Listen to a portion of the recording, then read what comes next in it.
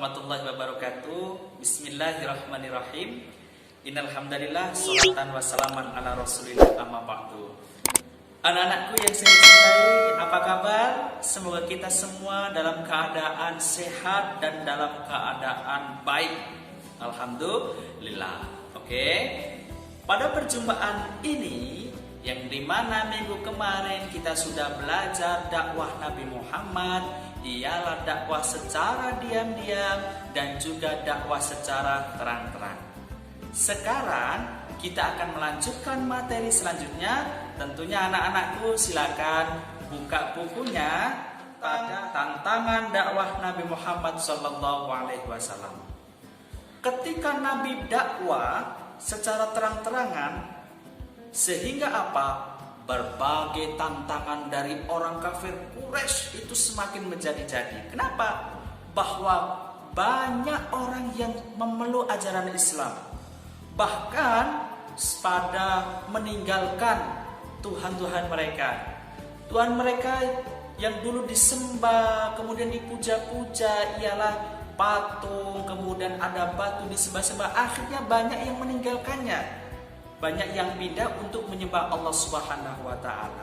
Maka pembesar-pembesar Quraisy pada saat itu, pemimpin-pemimpin mereka pada marah. Oh, ini kalau dibiarkan, Muhammad kalau dibiarkan, pasti akan banyak yang ikut Muhammad untuk memeluk agama Islam. Berbagai cara, berbagai metode yang digunakan oleh kafir Quraisy untuk memberhentikan dakwah Islam. Maka suatu ketika ada orang Quraisy itu datang kepada pakman Nabi kita Muhammad, ialah bernama Abu Thalib.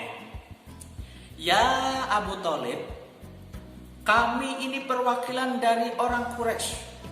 Saya tidak setuju dan saya tidak suka manakala ponakanmu yang namanya Muhammad itu berdakwah.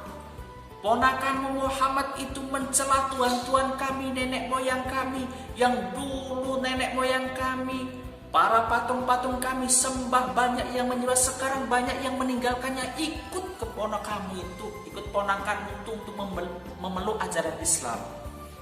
Kalau engkau pakmannya, maka kalau engkau Abu Thalib, kau sebagai pakman, tidak mau memberhentikan dakwah ponakanmu Muhammad, maka Muhammad akan saya bunuh itu. Nah, kemudian orang Quraisy itu pulang. Nah, pakman beliau, pakman Nabi kita Muhammad, Abu Thalib mengundang Muhammad. Ya Muhammad ke sini. Tolonglah. Itu banyak orang kafir Quraisy yang mengancam kita. Berhentilah. Untuk apa menyebarkan dakwah Islam? Kalau kamu tidak berhenti, maka nyawamu taruhannya. Dan juga keluargamu ini akan dibunuh oleh orang-orang Quraisy. Tolong berhentilah. Apa kata Nabi Muhammad? Seakan apa? Nabi Muhammad mengira pakmannya itu sudah tidak mau melindunginya lagi karena takut. Kemudian Nabi Muhammad berkata, ya pamanku, mohon maaf. Sampai kapanpun, sampai darah penghabisan, kalau saya dakwah ajaran Islam diberhentikan, bahkan saya dibunuh, maka saya tidak akan meninggalkan dakwah Islam. Sebab ini dakwah kebenaran. Sebab ini datangnya langsung dari Allah untuk disampaikan kepada umat manusia, agar umat manusia ini kembali ke jalan Allah, yaitu jalan yang benar. Bahkan andai saja saya diberi matahari di tangan kananku, bulan di tangan kiriku, saya untuk berhenti dari dakwah, tidak akan saya berhentikan dakwah Islam itu. Kemudian apa kata pakman beliau?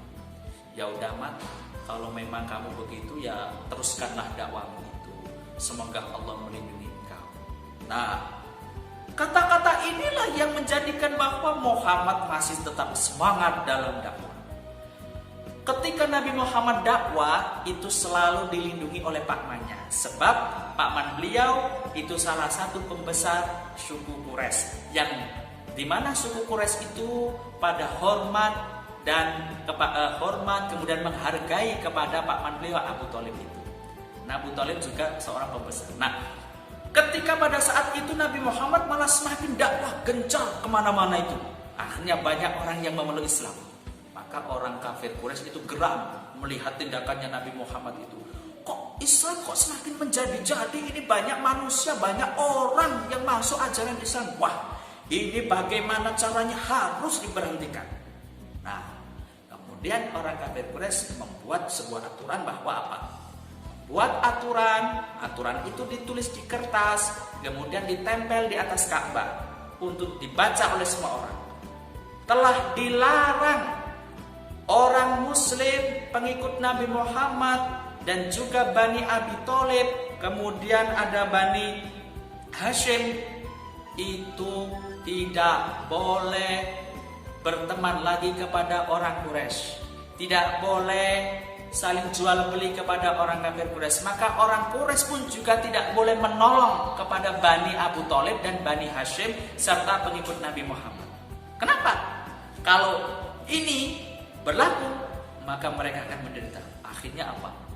Para pengikut Nabi Muhammad dan keluarga Bani Hashim dan Bani Hashim serta Bani Muthalib akhirnya selama 3 tahun diboikot oleh orang kafir Quraisy. Mereka itu kelaparan, ada yang sakit, ada yang lapar. Kenapa tidak bisa membeli barang? Sebab barangnya sudah diberhentikan oleh orang kafir-kafir Quraisy itu. Tidak boleh dijual kepada orang Muslim. Akhirnya banyak orang Muslim yang kelaparan sampai busung lapar. Dan ini menjadikan kesedihan yang luar biasa. Umat Islam itu dicoba oleh Allah, diberi cobaan oleh Allah. Bagaimana, sabar enggak? Masih memeluk Islam apa enggak? Tetapi kenapa? Umat Islam tetap sabar, tetap tawakal kepada Allah bahwa ini merupakan cobaan. Akhirnya selama 3 tahun umat Islam menderita sangat parah, banyak yang sakit-sakitan. Kemudian ada sebagian orang Quraisy yang merasa kasihan.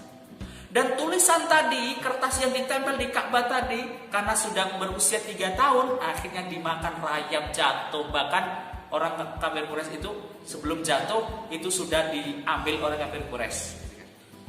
Nah, pada saat itulah kemudian boikot sudah selesai. Akhirnya umat Muslim sudah menjalankan kehidupan secara normal. Nah, di sini Islam tidak hanya diam, tapi Nabi Muhammad bahkan sahabat-sahabat beliau itu semakin gencar menyebarkan ajaran Islam. Akhirnya apa? Islam semakin tersebar, Islam semakin meluas dengan apa? Kesabaran cara menyampaikannya. Maka kita anak-anak, kalau kita ingin hidup yang mulia, kita ingin cerdas, maka harus sabar. Sabar apa? Sabar dalam belajar, sabar dalam sekolah. Maka sekarang ini kita di musim pandemi, tidak bisa keluar rumah, tidak bisa ke sekolah, tidak bisa bermain dengan teman, tidak bisa berkumpul, tidak bisa ketemu guru. Kita sabar. Ini salah satu cobaan Allah. Kalau kita bisa sabar, maka Allah akan pasti memberikan sesuatu yang luar biasa bagi orang-orang yang sabar. Itulah perjumpaan pada pertemuan ini dan juga salah satu sejarah. Semoga anak-anakku bisa mengetahui dan bisa mengerti tentang sejarah Islam, kehidupan umat Islam terdahulu yang semakin berat dalam berdakwah. Sekian dari Pak Guru. Jikalau ada kata, dan tentu ingat pesan Pak Guru, belajar, belajar dan belajar. Sekian. Wassalamualaikum warahmatullahi wabarakatuh.